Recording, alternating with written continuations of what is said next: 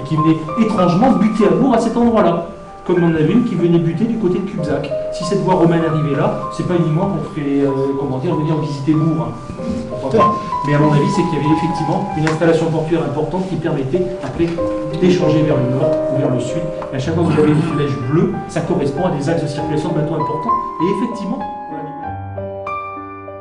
et à présent, évidemment, les gens ont vu dans une autre société, on a des moyens de déplacement qui ne sont pas ce qu'ils étaient autrefois, on va de plus en plus loin, les gens se réunissent moins qu'ils se réunissaient autrefois, parce que la communication n'était pas celle qu'elle est aujourd'hui.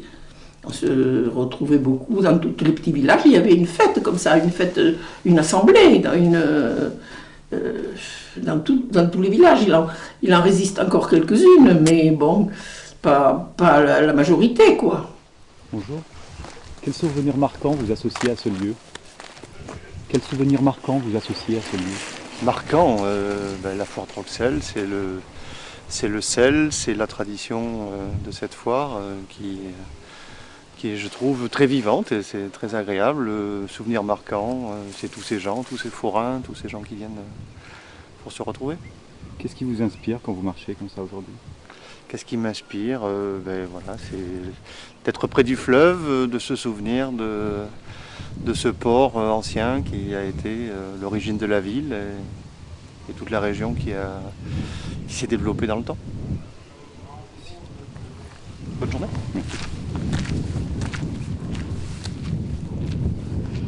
Je ne me souviens pas bien, mais je me vois avec mon mari toujours aller. Les enfants, sans doute, devaient être par là aussi, je suppose. Je n'ai pas dû les abandonner ce jour-là, je ne pense pas. Ils allaient faire un tour de manège, les enfants, oui. Je me rappelle avoir mis les enfants sur le manège. C'était la fête aussi un peu pour eux. Si tu veux te mettre dans ta table, on t'accepte. Oui. Oui. Mais oui. Non, mais non. Alors là, après, ça va. C'est vrai qu'on a un aubergiste qui est sympa. Oui. Il nous fournit le blanc. On fournit les huîtres, il nous fournit le blanc et le pâté, lui. Il n'a pas de compte, il y a dans ça. Même le cornichon, tiens, regarde donc. Voilà. On va goûter, voir s'il est bon. Enfin, les rillettes sont extra toujours. Ouais. Et les huîtres avec. Souvenir, c'est se retrouver avec les anciens qui maintenant sont pour ainsi dire tous partis. En bas là au bar du port et puis bon un petit coup de il y avait 3 générations quoi. Il y avait ceux qui avaient à l'époque 70 ans, même plus la gamme oui mais enfin là déjà 70 ans, après 50 ans et puis nous qui en avions 13-14 quoi, et puis c'était qu'une communauté donc bon c'était marrant quoi. Ça c'était top ça. Puis tonton Roger il venait depuis Saint-André avec son bateau depuis Plagne. Depuis Plagne avec son bateau il venait depuis Plagne jusqu'à Bourg. Il était pêcheur amateur. Il venait jusqu'à Bourg au port et il venait déguster les huîtres le jour de la foire Troxel. Mais il est ton père. Et avec d'autres copains, mon père. On était tous ensemble. Tous. Et c'était vraiment une vraie fête. C'était impressionnant.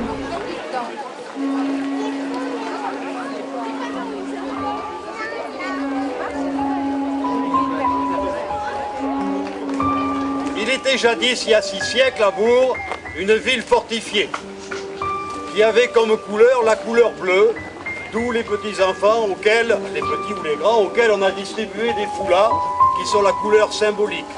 Le roi de ce temps avait octroyé à la ville de Bourg la permission pendant 7 jours de pouvoir troquer le sel librement sans taxe contre d'autres finalement denrées alimentaires. Et toute la Guyenne et la Gascogne.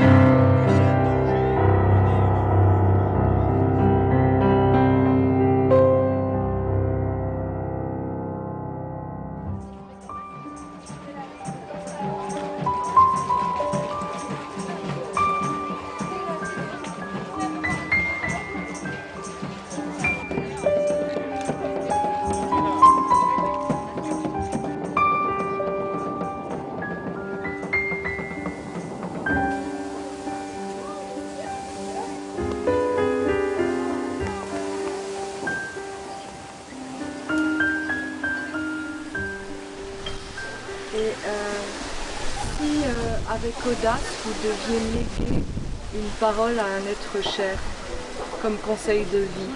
Oh là là. Ah, j'ai jamais pensé. Jamais pensé. Bah, je dirais qu'il faut être content de ce qu'on fait, quoi. Essayer d'apprécier ce qu'on fait et puis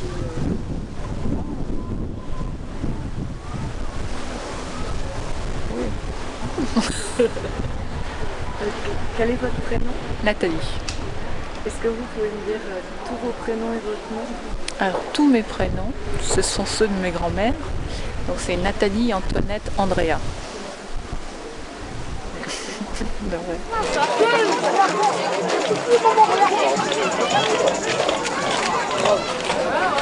Pourquoi tu viens ici, dans ce lieu de la voir? Hein? Pourquoi tu viens dans ce lieu de la voir? Parce que je trouve que c'est joli et comme mon père venait ici autrefois, alors je viens aussi. Ton père venait ici? Oui, et quand il était petit, il venait dedans. J'étais pas née mais il me l'a raconté donc je viens ici en souvenir. Qu'est-ce qu'il te racontait par exemple le souvenir? Il faisait avec ses copains, il venait se baigner et puis sa mère venait laver du linge ici. C'est un lieu de tranquillité pour toi? Ouais.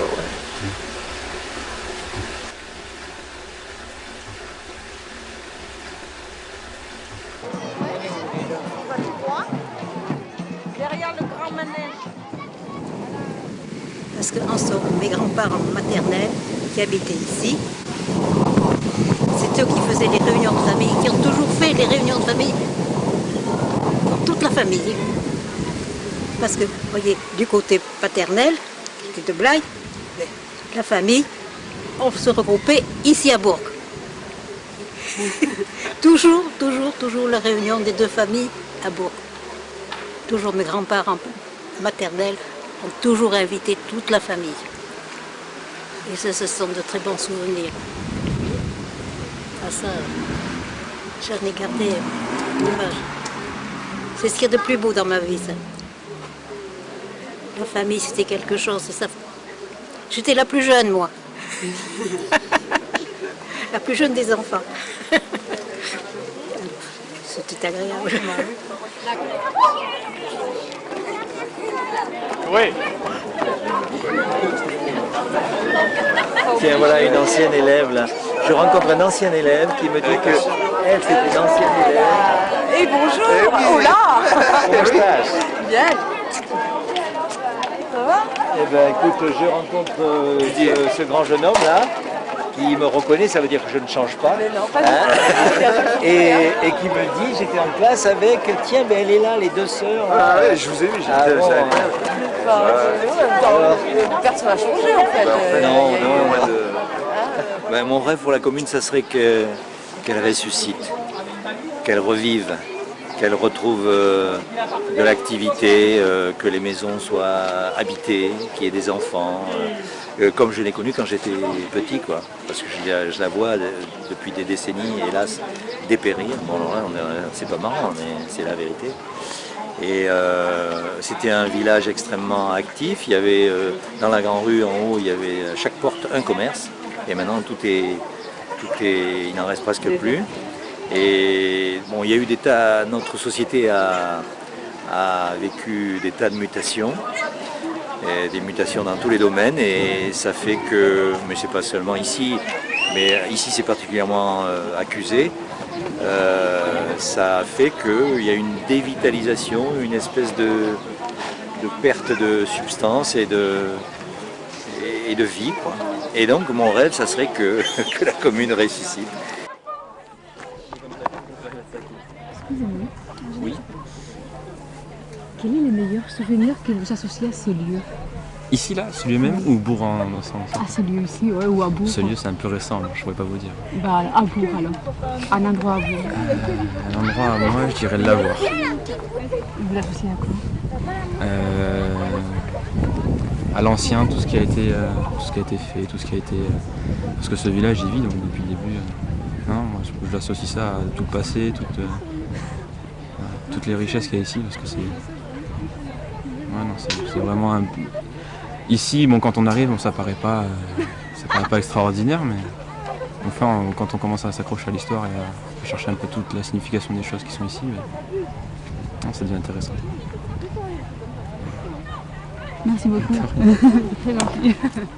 Les communes, en principe, avaient leur assemblée le jour du 5 qui leur était consacré, qui était à Samonac. Il y a 2 saints, il y a Saint-Justin et Saint-Martin. Saint-Martin, il figure, par exemple, dans tous les vitraux, dans les vitraux de l'église de Samonac, on voit Saint-Martin partageant son manteau, et voilà. Mais Saint-Martin, c'était... Alors autrefois, il paraît, moi j'ai pas vu, ils ont fêté Saint-Martin, c'est le 11 novembre, la fête de Saint-Martin, on l'a fêté, c'était la fête au village de Tourteau, uniquement. Et la Saint-Justin, il y a donc cette fontaine que tu as entendu parler déjà, la fontaine de Saint-Justin, où il y avait eu des miracles, paraît-il. Et on fêtait ça. Quoi comme miracle?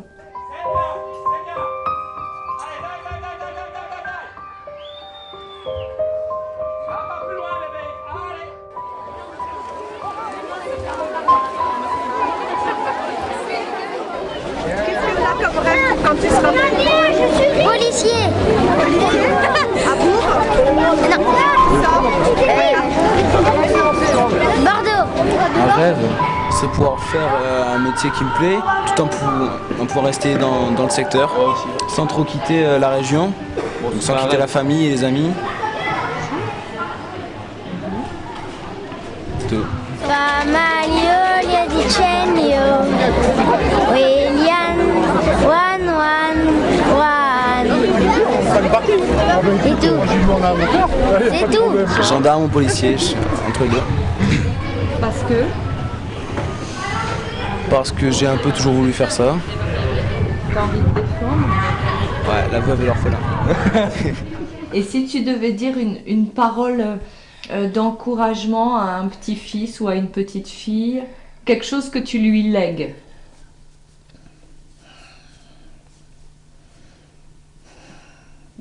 Je ne sais rien de...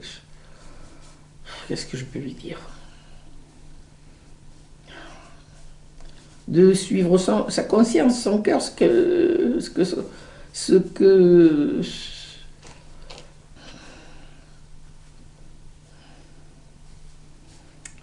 aujourd'hui, la vie ne se déroule pas. L'évolution a été tellement rapide que moi, je ne sais pas ce qu'ils rêvent tellement les jeunes, d'avoir une vie professionnelle, bien sûr.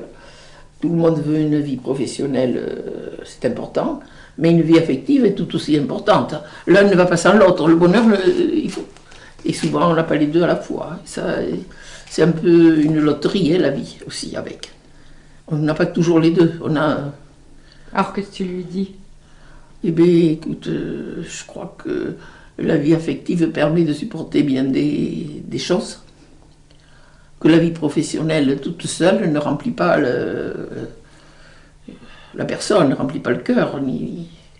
Je pense que la vie affective est presque plus importante, parce qu'à deux, on supporte beaucoup de choses. Moi, quand j'ai eu des hauts et des bas aussi, je m'appuyais sur mon mari. C'était très important. Si j'avais été... Une vie professionnelle n'aurait pas changé les choses. J'aurais eu des satisfactions peut-être par ailleurs, mais bon, c'est important la vie affective. Où vous étiez en 1970? Ah, ici. Et comment c'était? Ça n'a pas changé. Ça n'a pas beaucoup changé. Ça n'a pas beaucoup changé. Ça ne change pas. Ah bon? C'est vrai? Allez, on ne parle pas. Et comment vous l'avez rencontré? Au bal, dans les balles. Et alors vous êtes allé l'inviter? Invité, on s'est parlé, tout ce là, et puis on s'est connus comme ça. Et vous l'avez demandé en mariage au bout de combien de temps? Oh, à 21 ans. Et voilà. Et ça faisait combien de temps que vous la fréquentez? Ah oui, j'ai fait mon service, tout là, et puis après ah oui, quand même. Je suis revenu, et puis après, un an après, c'était bon. Voilà. La fête à Prignac est marquant pour moi. Ouais. La fête à Prignac est marquant cet été-là. Voilà, cet été. Ah. Ouais, celle-là. Parce que c'était... Vous pouvez m'en dire un peu plus? Parce qu'en fait, c'était... Il y avait un... En fait, on faisait la fête, et à un moment, il y a eu une coupure d'électricité et tout. Et en fait, c'est nous, les jeunes, qui avons mis l'ambiance, on a chanté des chansons comme ça. C'est vrai? Ouais. Et après, tous les gens nous ont suivis, puis voilà. Magnifique. Et là, on s'est bien amusé, quoi. Franchement, ouais. Donc en fait, c'était grâce à la coupure d'électricité. Ouais, voilà. Et tout le monde était comme il pleuvait en plus. Tout le monde nous a suivis, quoi. On a commencé à chanter, tout le monde nous a suivis. Et vous avez chanté quoi? Des chansons paillardes. Oh, vous voulez pas m'en chanter? Ah non. Si, sérieux, c'est important. 51, je t'aime, j'en boirai des tonneaux à me rouler par terre sous les noix de coco. Si tu m'abandonnes, alors je m'empoisonne avec une bonbonne de bon Ricard bien jeune. Voilà. A Pequinha põe movo menina papo todo. Je n'ai jamais fait celle-là. Tenez la lampe allumée, vous ne savez jamais quand le jour et l'heure viendra. C'est dit dans les Écritures. Est-ce qu'il y a une chose que tu as envie de rajouter? Non. Tu m'as déjà fait beaucoup.